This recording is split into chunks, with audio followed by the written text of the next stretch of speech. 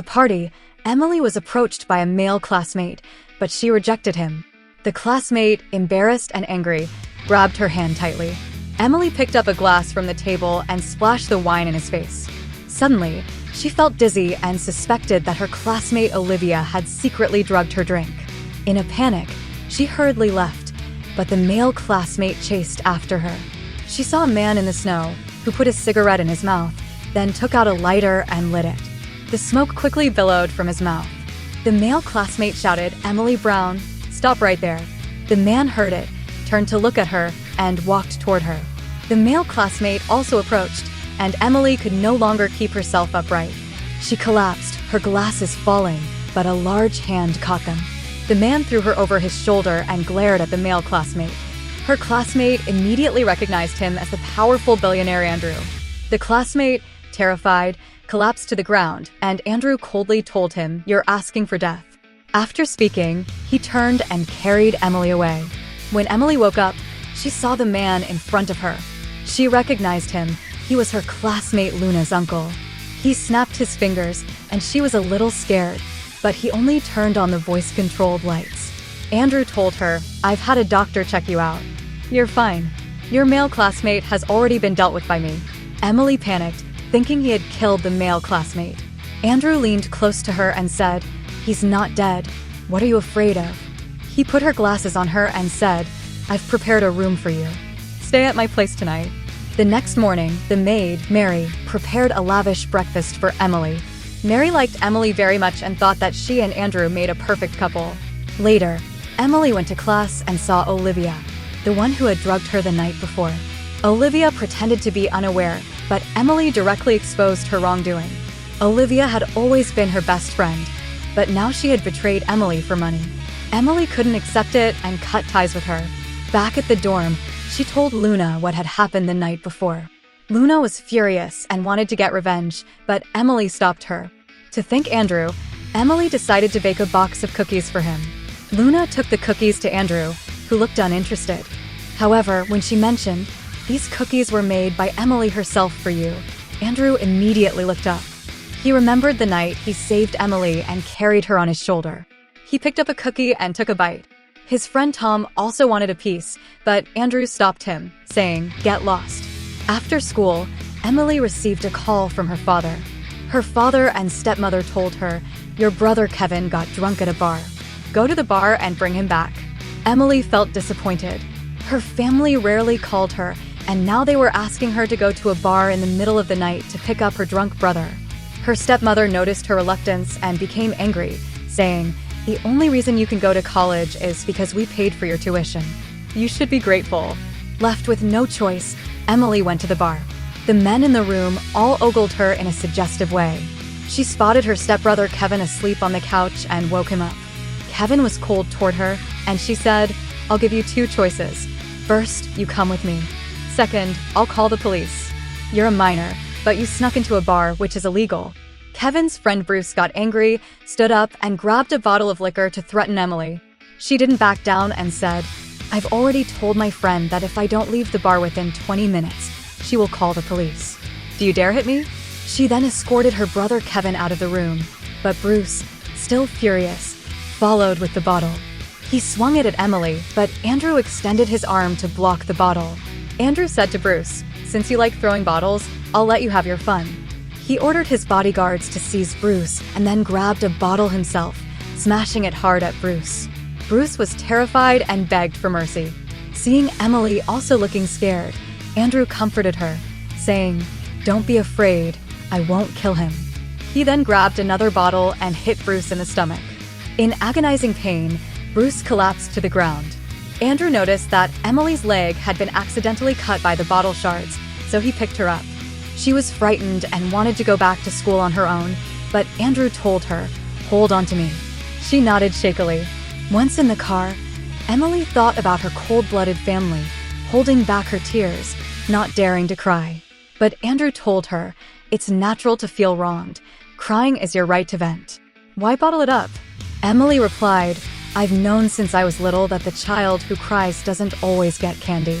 Andrew had the driver pull over, then he walked into a store. When he came back to the car, He put a piece of candy in her mouth and said, "There was a little girl who didn't get candy when she cried, so now I'm making it up to her." Emily smiled, feeling a long-lost warmth. She said to Andrew, "Uncle, you've saved me twice. I want to repay you. You can ask me for anything." He asked anything. She nodded. His assistant chuckled. As to him, Andrew was like a cunning wolf, and Emily was like a pure little rabbit. She was about to get out of the car, but Andrew suddenly grabbed her hand and said, "The cookies you made for me last time were really good. Could you make me some other pastries?" She agreed, and he saved his phone number on her phone. After she got out of the car, Andrew secretly smiled. A few days later, Emily went to Andrew's house, bringing with her some freshly baked pastries she had made for him. He checked the injury on her ankle, and she accidentally caught a glimpse of his chest muscles. She felt a little shy, her heart racing. He took a bite of the pastry and asked, "Why is this so sweet?" She was confused because she hadn't put much sugar in it. He leaned closer to her and said, "Sweetie, this is really sweet." Only then did she realize he was teasing her. He stuffed the whole piece of pastry into his mouth and smiled. She smiled as well. Summer vacation arrived, and her roommate told Emily that the school would be repairing the electrical circuits during the break, so it wouldn't be suitable for living. Soon after, Emily told Luna that her senior, Michael, had helped her rent a place. He had even let her use the baking room before, so she decided to invite him to dinner. Luna, mentioning this casually to her uncle, made Andrew feel jealous. Luna, however, thought Emily and Michael made a perfect couple and jokingly teased Andrew for being their matchmaker. Andrew, irritated, left in a huff. That evening, Emily returned to the house she had just rented, only to be turned away by the landlady. The landlady told her, "I've decided not to rent this house to you. You need to move out." Emily tried to argue, but the landlady immediately shut the door. Her mother called her soon after and said, "I'll be very busy this summer, so I don't want you staying at my place. Go stay with your father." Emily felt deeply hurt, but tried to stay calm as she hung up the phone. As she carried her luggage, it accidentally fell down the stairs, breaking her last emotional barrier. She sat in the snow, feeling utterly helpless. Just then, a car pulled up beside her. Andrew got out, holding an umbrella. He opened the umbrella and walked over to Emily. She looked up, surprised to see him. He took her hand, helped her up, and said, "Come with me." Once in the car, Emily still felt heartbroken. Andrew comforted her, saying, "You're just a victim of your parents' failed marriage. It's not your fault, so don't blame yourself. You'll receive a lot of love in the future because you deserve it." She was touched by his words. He continued, "You can stay at Luna's place for the summer. Her house is also one of my properties." She was about to refuse, but he reminded her that she had promised to repay him, and this was his first request. His assistant couldn't help but laugh. Luna told Emily that Andrew's mood had been unpredictable recently, and she guessed that he might be in a relationship. Emily felt a bit down upon hearing this. Late at night, Emily went to the living room and ran into Andrew, who was smoking and looked upset. She asked him if something was bothering him, and if so, maybe she could help. He replied, "It's something to do with feelings." Emily felt sad, thinking Luna's guess was correct, so she answered indifferently, "Something to do with feelings? I can't help you with that." Andrew was a little disappointed by her response. Emily then said, "Uncle, I admit that when I heard you have someone you like, I wasn't happy." He was surprised and stared at her. She quickly added, "Like Luna, I see you as an important elder, so I'm afraid that after you start dating, you won't care about me anymore, like my parents did." He felt disappointed again, because he never wanted to be her elder. The next day, when Emily woke up, she saw a note left by Luna saying she had gone out of town for training. After Emily came downstairs, Andrew handed her a candy and patted her head. He then took her out for a meal, and during the meal, he left the room to take a phone call. Rose walked into the room and said she knew Andrew, speaking with an obvious attitude of provocation towards Emily. But Emily didn't back down and bluntly told Rose that her manner was impolite, which left Rose speechless. When Andrew returned, he was very cold towards Rose and told her to move aside. Rose tried to get closer to him, but he asked, "Who are you?" Emily secretly smiled. Rose was left embarrassed, so she had no choice but to leave. Emily told Andrew, "I don't like that woman. She spoke to me with hostility and even misunderstood that we're in a romantic relationship." I don't want to cause you any trouble. Suddenly, Andrew leaned down close to her and said, I don't mind if she thinks that. Sweetie, would you consider it? She asked, consider what? He gently touched her hair and replied, would you consider being my girlfriend? Her heart raced, and she hurriedly refused. Andrew pretended to be sad and said, it's because I'm not good enough. Emily said, no, you're great. I'm sure many girls like you. He replied, others like me, but you don't like me.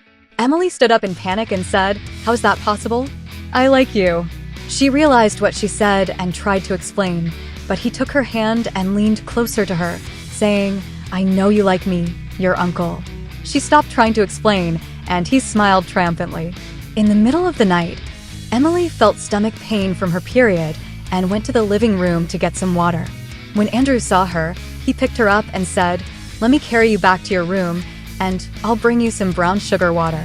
He carried her to the bed, covered her with the blanket, and then patted her head. Afterward, he made her some brown sugar water and noticed that her hands and feet were cold. So, he slid his hands under the blanket, took her feet in his hands, and warmed them up. Emily felt very shy and almost choked.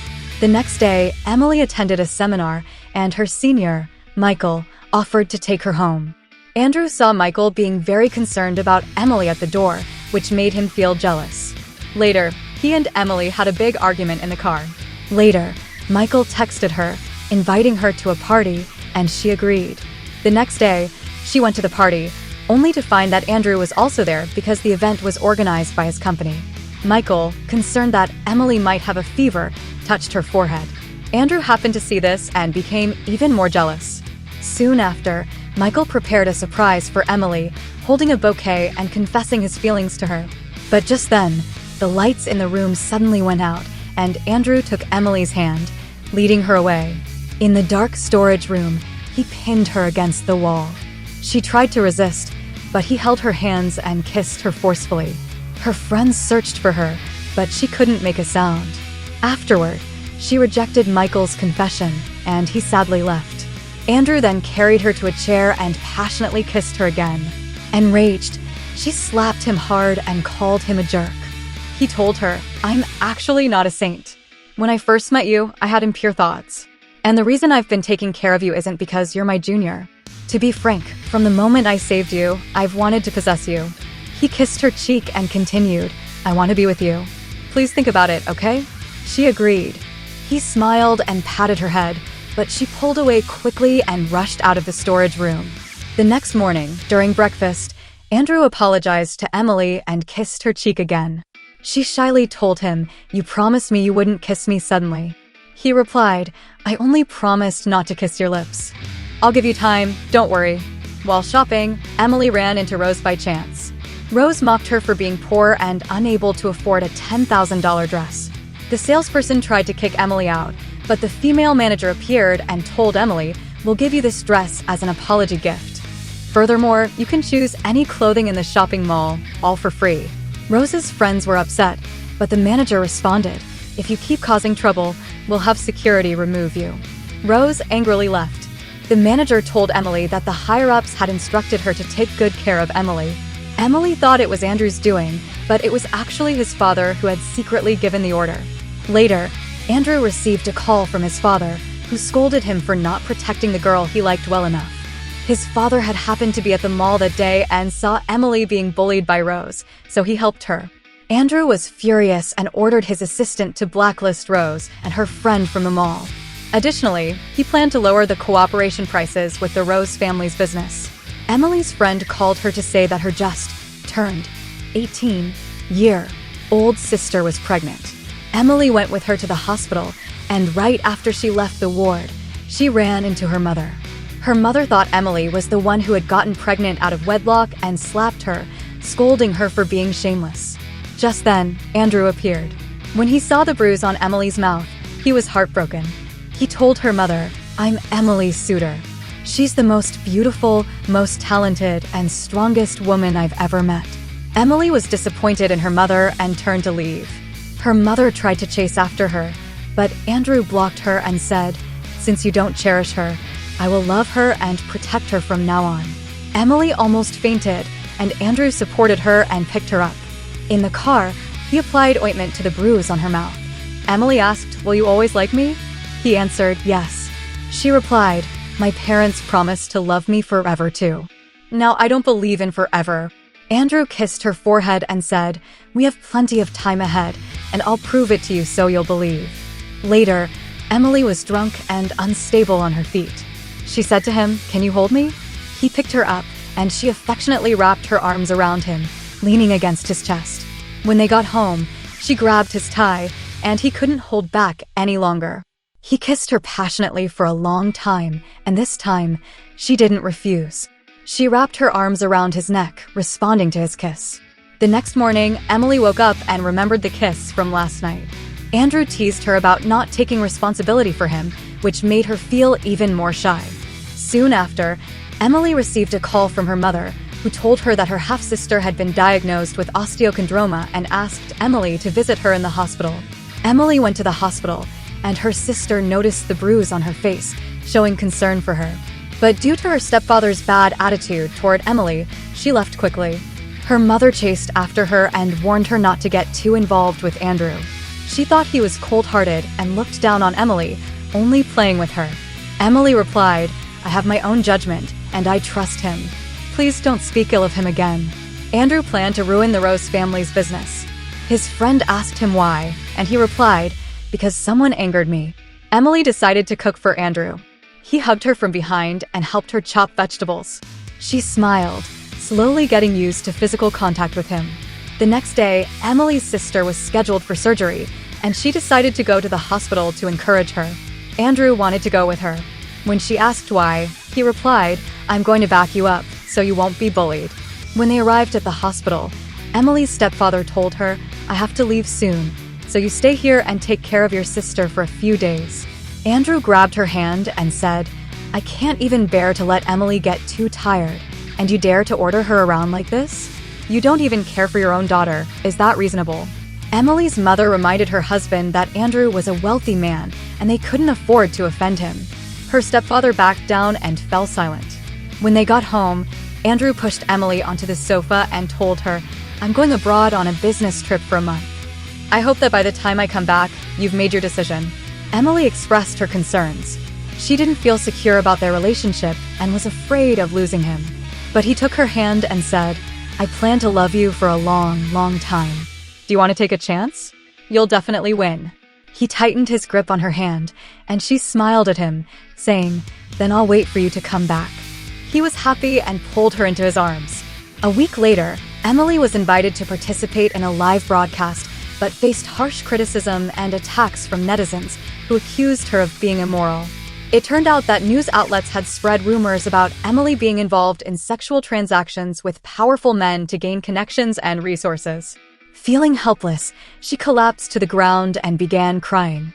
The rumors were actually planned by Rose and Emily's male classmate.